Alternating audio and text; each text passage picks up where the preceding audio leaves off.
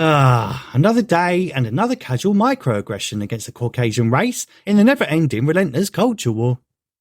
As the lead Doctor Who diversity hire continues to unnecessarily inflame tensions with the fan base, and then dons a surprised Pikachu face and wondering why the ratings are tanking worse than when the show was first cancelled in the 80s, and the traditional fans are now abandoning the show and leaving in droves.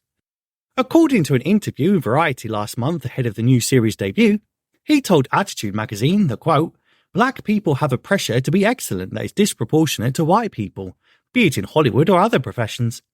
The 31-year-old actor has noticed white mediocrity being celebrated, which is a luxury that doesn't exist for black people since they must be absolutely flawless to even get a slither of attention." Slither of attention, eh? You know, I don't quite know what decade this fruity fella's living in, but we now exist in a time where ethnic minorities are actively picked up and elevated into certain positions without them necessarily earning any of it.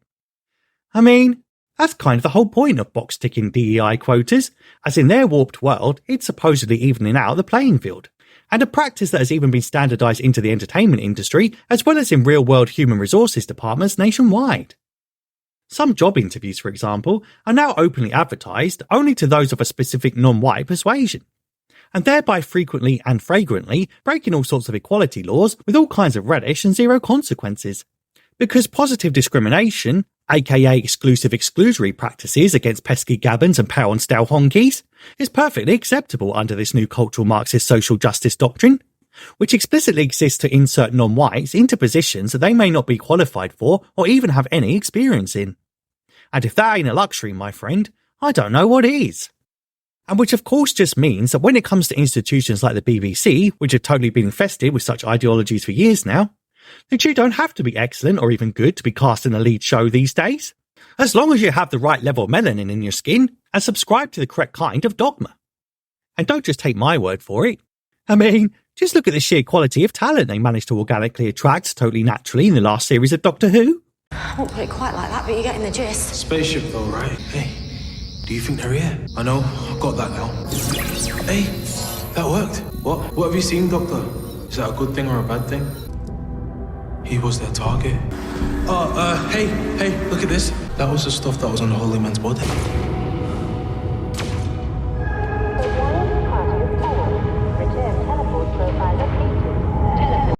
Yeah, now tell me this guy wasn't hired on sheer merit and unadulterated raw talent.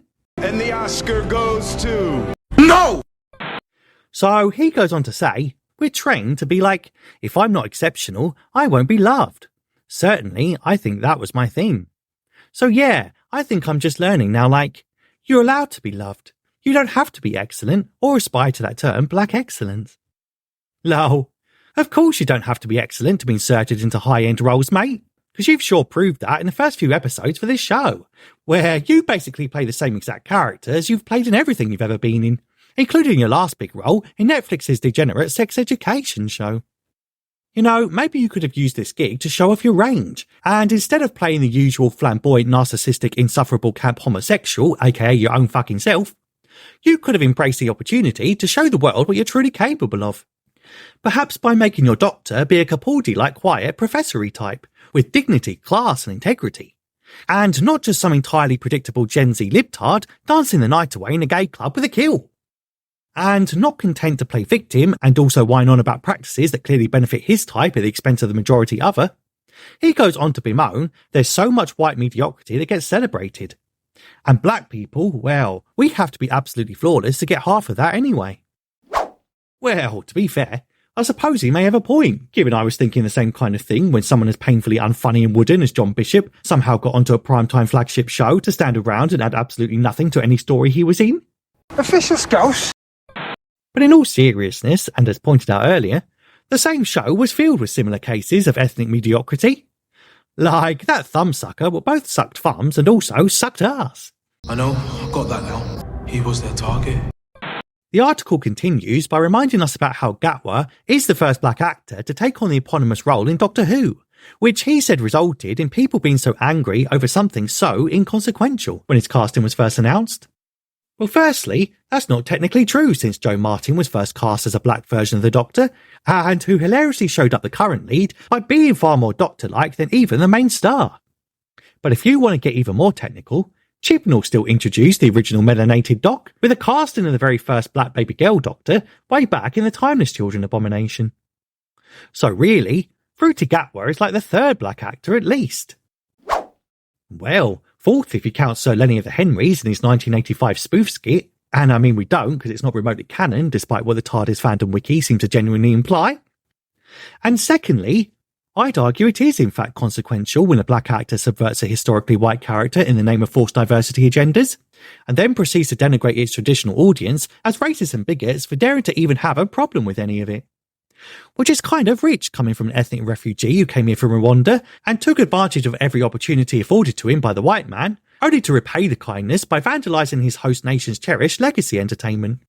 I mean, no one's co-opting traditional Rwandan TV heroes and turning them into cringy camp shells of their former selves, nor subverting Rwandan cultural legacies and then totally gaslighting anyone who thinks it's actually a bit of a fucking liberty to twist national icons into unrecognisable hollow effigies and then make skin suits of their characters just to use the platform to push your ideological agendas and shit.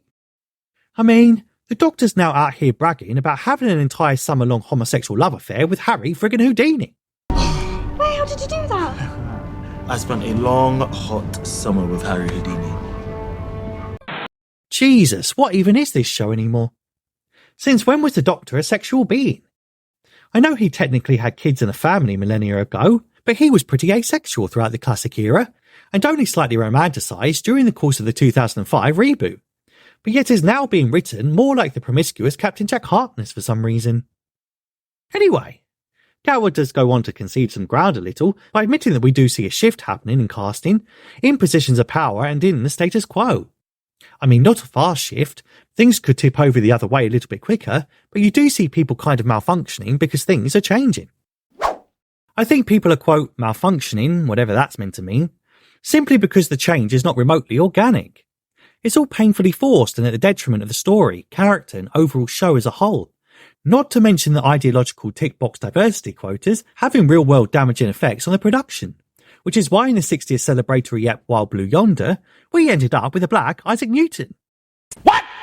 Because there were only 3 characters in that ep, and given the 2 main leads were white, the instalment wouldn't have been able to air without a tick box diversity representation included, leading to the only other role in the script having to be filled by a diversity hire to tick the box to get the programme on air in the first place, no matter how much it misrepresents history and rewrites historical fact, just as long as it pleases the unhinged Marxist gods at the current day BBC. Because that's where we are in 2024, folks.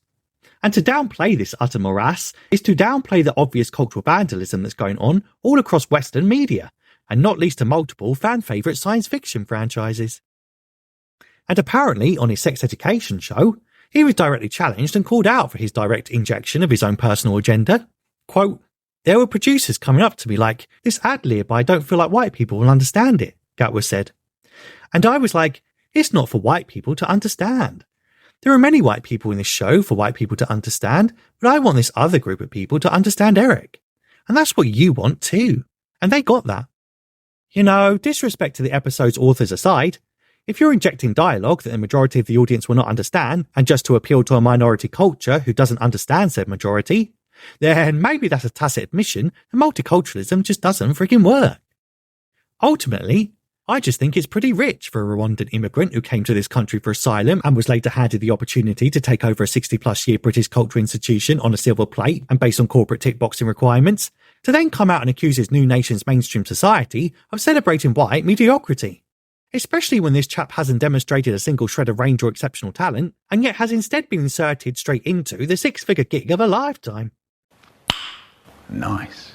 And just like my previous video exposing how that gutter journo felt so untouchable that she can actively denigrate straight white people in a national newspaper without consequence, I just can't stand the hypocrisy in all this.